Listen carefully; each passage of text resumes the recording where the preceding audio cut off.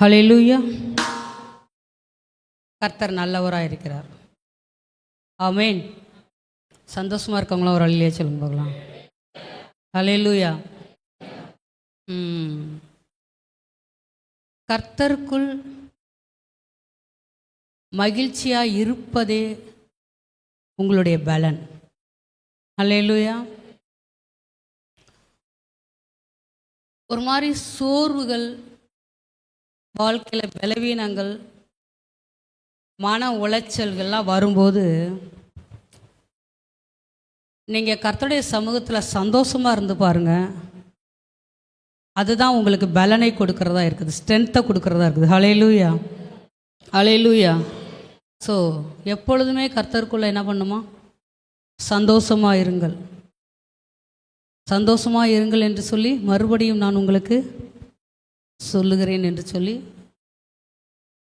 அப்போஸ்தலனாகிய பவுல் பிலிப்பியர் 4ஆம் அதிகாரத்திலே அவர் சொல்கிறார். ஸோ நீங்கள் எப்பொழுதுமே கர்த்தருக்குள்ளே சந்தோஷமாக இருக்கணும். ஆமென். கொஞ்ச நாளாக அது அநேக நாட்களாக அது என்னுடைய வாழ்க்கையில் இருந்தாலும் கூட நான் இப்போலாம் ஜெபிக்க உட்காருவேன். என்கிட்ட ஆவியான ஒரு கர்த்தர் பேசுவார், ஒரு விஷயத்தை குறித்து பேசுவார், அடிக்கடி பேசுகிற ஒரு விஷயம். இன்றைக்கி காலையிலையும் நான் கர்த்தருடைய சமூகத்தில் உட்காந்துருக்கும் போது இன்றைக்கும் ஆண்டவர் அதே தான் சொல்லுவார். அப்பப்போ ஆவியானவர் அதை எனக்கு ஞாபகப்படுத்திக்கிட்டே இருப்பார். கிறிஸ்து எங்கே வாழ்கிறார்? கிறிஸ்து எங்கே வாழ்கிறார்?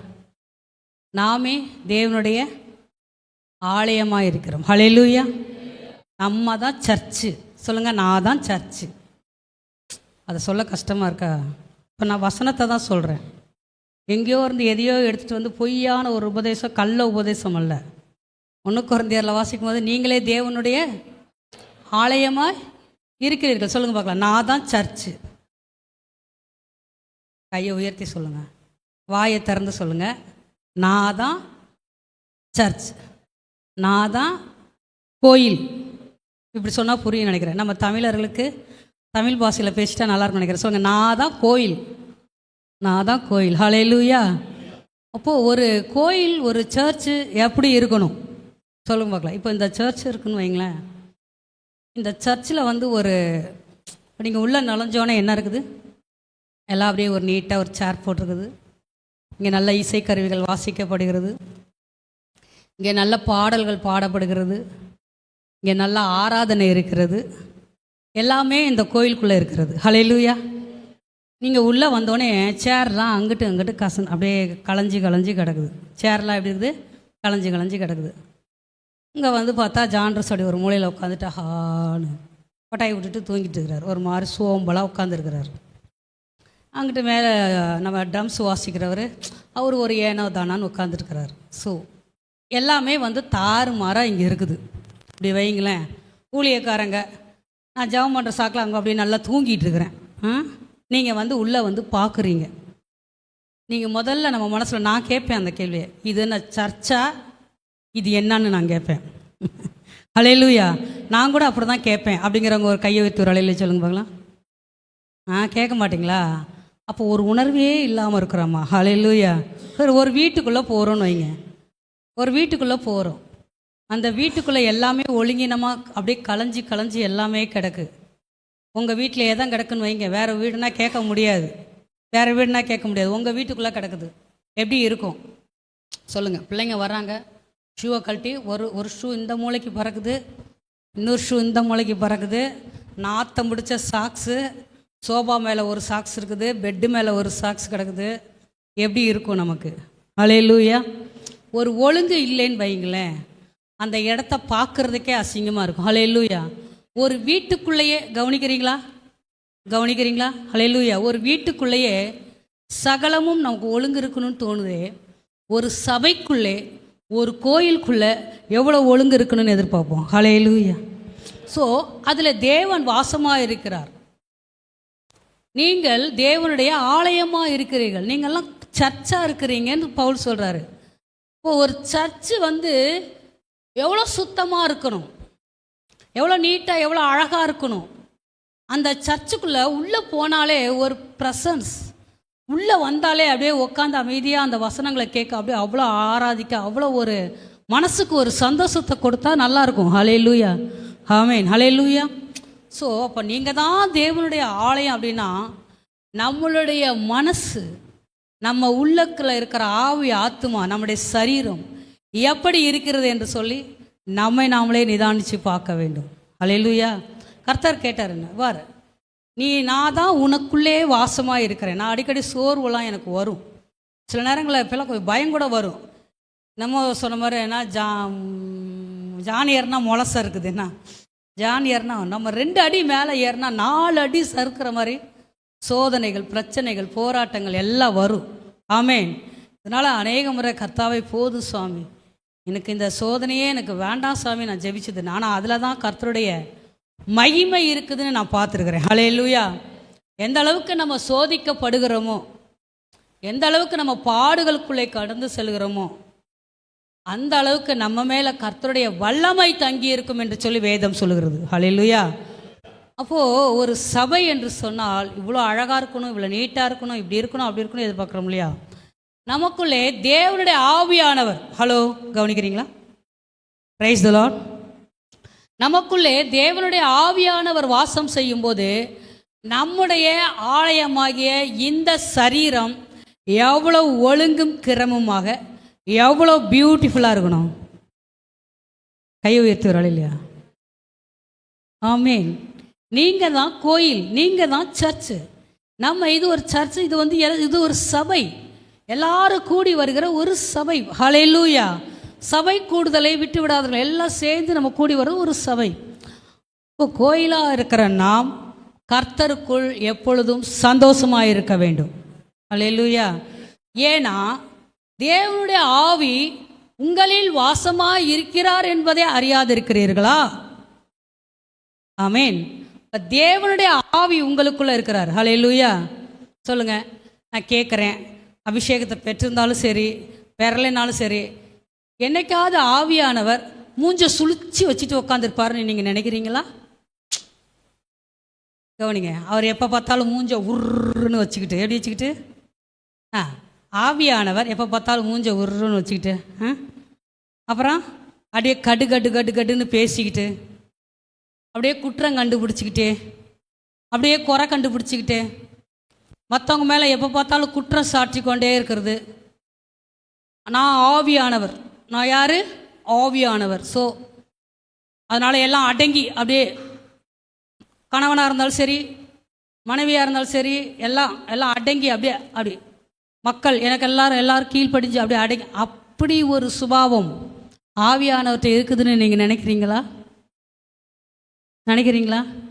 ஹல்லேலூயா. வாயை திறந்த ஹல்லேலூயா சொல்லுங்க. ஹல்லேலூயா. கையை தட்டி ஒரு ஹல்லேலூயா சொல்லுங்க. நல்ல கையை தட்டுங்க.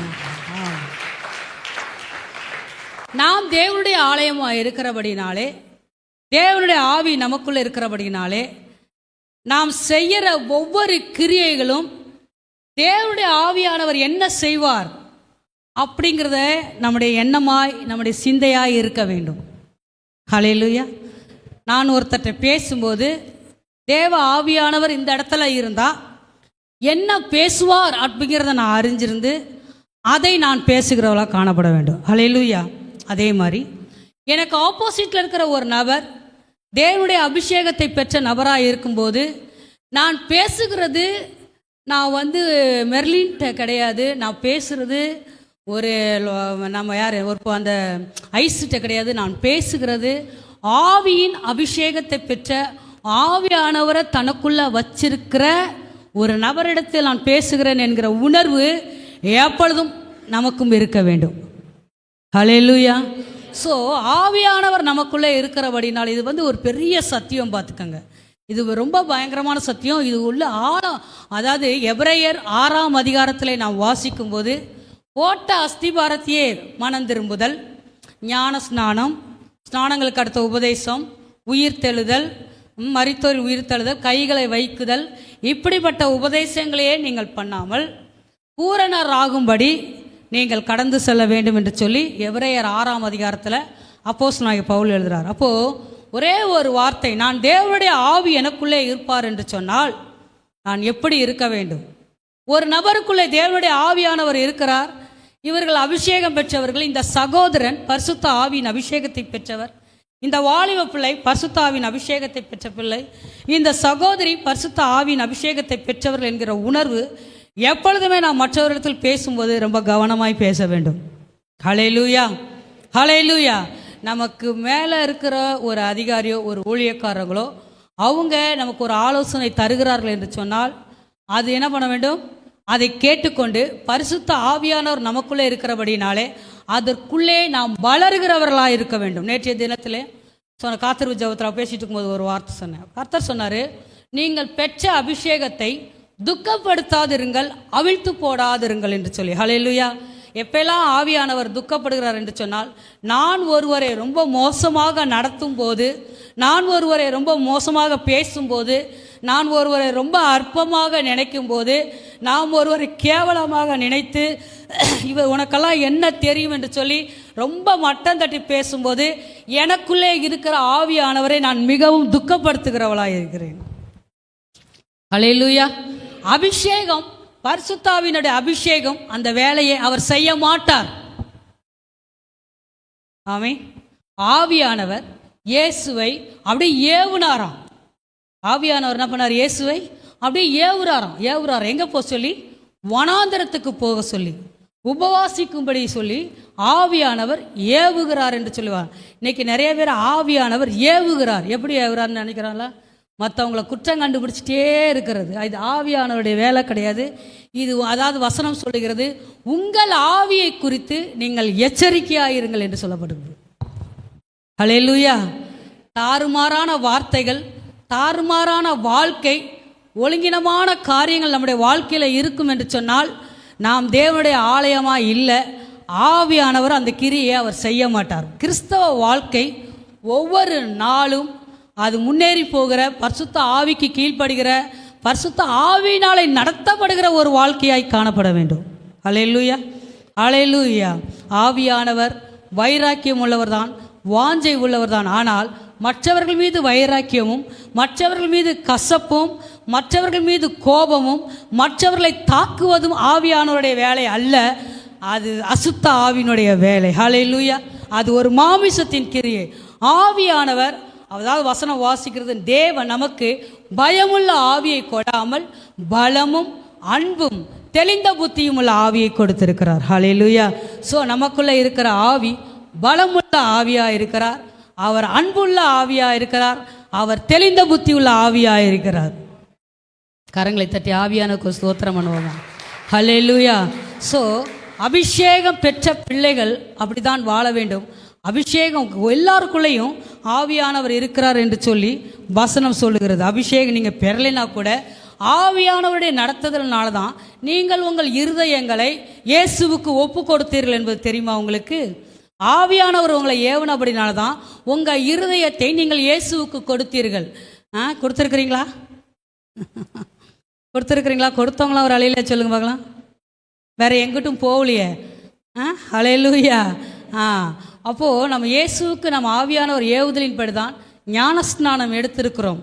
ஆவியானவருடைய ஏவுதலின் படிதான் இந்த காலை வேளையிலே நாம் சபையிலே வந்து உட்கார்ந்து நாம் அவரை ஆராதித்து கொண்டிருக்கிறோம். எல்லாருக்குள்ளேயும் கர்த்தருடைய ஆவியானவர் இருக்கிறார். நாம் எல்லாருமே தேவனுடைய ஆலயமாக இருக்கிறோம். அதனால் நமக்குள்ள ஒரு உணர்வு இருக்க வேண்டும், நான் தேவனுடைய ஆலயமாக இருக்கிறேன். ஹல்லேலூயா. தேவனுடைய ஆவி எனக்குள்ளே வாசமாக இருக்கிறார். ஆமென். ஹல்லேலூயா, ஹல்லேலூயா. தேவனுடைய ஆவியானவர் முரட்டாட்டம் பண்ணுவது அல்ல. தேவனுடைய ஆவியானவர் எதிர்த்து நிற்பவர் அல்ல. தேவனுடைய ஆவியானவர் என்ன சொல்கிறது, கசப்புள்ள ஆவியானவர் கிடையாது. தேவனுடைய ஆவியானவர் பெருமை உள்ள ஆவியானவரும் கிடையாது. இன்றைக்கி நிறைய பேர், நான் யோசிப்பேன் நிறைய காரியங்கள், நாங்கள் வெளியில் நிறையா பார்க்குறோம் இல்லைங்களா, நான் யோசிப்பேன் நிறைய காரியங்களை நான் யோசிப்பேன். இவங்க பெருமையாக நிற்கிறதுக்கு என்னுடைய வாழ்க்கையில் என்ன இருக்குன்னு யோசிப்பேன். நான்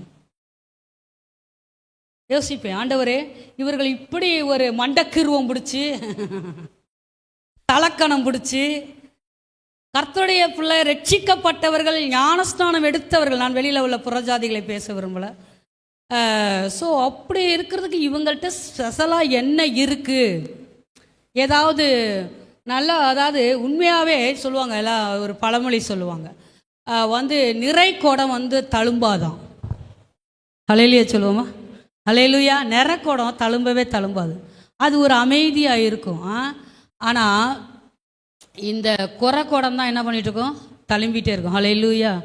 ஸோ நான் என்ன சொல்கிறேன், கர்த்தருடைய பிள்ளைகளை, இது பரிசுத்த ஆவியானவர் உங்களோடு கூட பேசுகிற ஒரு தீர்க்க தரிசனமான காரியங்கள். உங்களிடத்தில் தேவனுடைய ஆவியானவர் உண்டு, நீங்கள் தேவனுடைய ஆலயமாய் இருக்கிறீர்கள். ஹல்லேலூயா. ஆவியானவர் எப்படி இருப்பார் எப்பொழுதுமே? நீங்கள் ஆவியானவரை பார்த்தது இல்லை. எத்தனை பேர் ஆவியானவரை பார்த்துருக்குறீங்க? கரங்களை உயர்த்தி காட்டுங்களேன். ஆவியானவரை நான் பார்த்துருக்குறேன்னு. ஆவியானவரை நீங்கள் இங்கே பார்த்தவங்க, ஆவியானவரை நீ பார்த்துருக்கிறியா? பார்த்ததில்லை. நான் பார்த்துருக்குறேன்.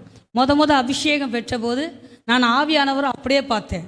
இன்றைய வரைக்கும் நான் ஜெபிக்கும் போதெல்லாம் அந்த ஆவியானவரை பார்த்துக்கிட்டே தான் ஜெபிக்கிறேன். ஏன்னா ஆவியானவர் வானத்திலே அல்ல, ஆவியானவர் எங்கேயோ பூமியின் கடையாந்தரங்களில் அல்ல, ஆவியானவர் பூமிக்கு அடியில் இல்லை, ஆவியானவர் எனக்குள்ளே இருக்கிறார். ஹல்லேலூயா. நான் பார்த்தேன். முதல் முறையாய் நான் அபிஷேகம் பெற்றபோது ஆவியானவரை பார்த்தேன், அவருடைய கண்களை பார்த்தேன், அவருடைய அந்த வெளிச்சத்தை பார்த்தேன், அவருடைய அந்த வாயை பார்த்தேன், அவர் சிரிக்கிற சிரிப்பு. இன்றைக்கி நிறைய பேர் சொல்கிறாங்க ஆவியானவர் வந்தால் சிரிக்கிறாராப்பான்னு. சில பார்ப்பேன் நான் யூடியூப் சேனலில், தாறுமாறான சிரிப்பெல்லாம் ஆவியானவர் சிரிப்பு கிடையாது. ஆனால் ஆவியானவர் வந்தால் அந்த பாடுகிற பாடல்கள் அழகாக இருக்கும், அந்த நடனம் அழகாக இருக்கும், அவர்கள் சிரிக்கிற சிரிப்பே ஒரு அழகாக இருக்கும். சரி சிரிங்களேன் கொஞ்சம், ஏன் சிரிங்களேன்ப்பா? வராது. ஆவியானவர் உள்ளவங்களாம் கொஞ்சம் பாருங்கள், சிஸ்டர் தான் நல்லா செய்கிறாங்க. ஆவியானவர் வந்தால் சிரிக்கிற சிரிப்பே அழகாக இருக்கும். ஹல்லேலூயா, ஹல்லேலூயா. ஸோ எப்பொழுதுமே பரிசுத்த ஆவியானவர் எனக்குள்ளே உண்டு. எல்லாருக்கும் மறுபடியும் கரங்களை உயர்த்தி சொல்லுங்க பார்க்கலாம். பரிசுத்த ஆவியானவர் எனக்குள்ளே உண்டு. கண்ணை மூடுங்களேன் ஒரு நிமிஷம், ஒரு சின்ன ஜெபம் பண்ணிவிட்டு நம்ம செய்திக்குள்ளே போவோம். கண்ணை மூடுங்க. உங்களுக்குள்ளே இருக்கிற ஆவியானவரை பாருங்கள். அப்படியே மனசை அங்கிட்டு இங்கிட்டு செதற விடாமல் உங்களுக்குள்ளே பாருங்கள். அப்படிதான் வசனம் சொல்லுது. கர்த்தர் உங்களுக்குள்ளே வாசமாக இருக்கிறார். ஆமாம், உங்களுக்குள்ளே அந்த ஆவியானவர் பார்த்து பேசுங்க. ஆவியானவரே நீங்கள் எனக்குள்ளே இருக்கீங்க, பாருங்கள் உள்ளே போய் பாருங்கள். அண்டத்தில் இருப்பதே இந்த பிண்டத்தில் காண்பாய் அடி பாப்பான்னு சொன்ன மாதிரி ஆவியானவர் இந்த பிண்டத்துக்குள்ளே நமக்குள்ளே தான் இருக்கிறார். அப்படியே பாருங்கள். கொஞ்ச நேரம் உங்களுக்கு டைம் கொடுக்குறேன். கண்ணை மூடி பாருங்கள்.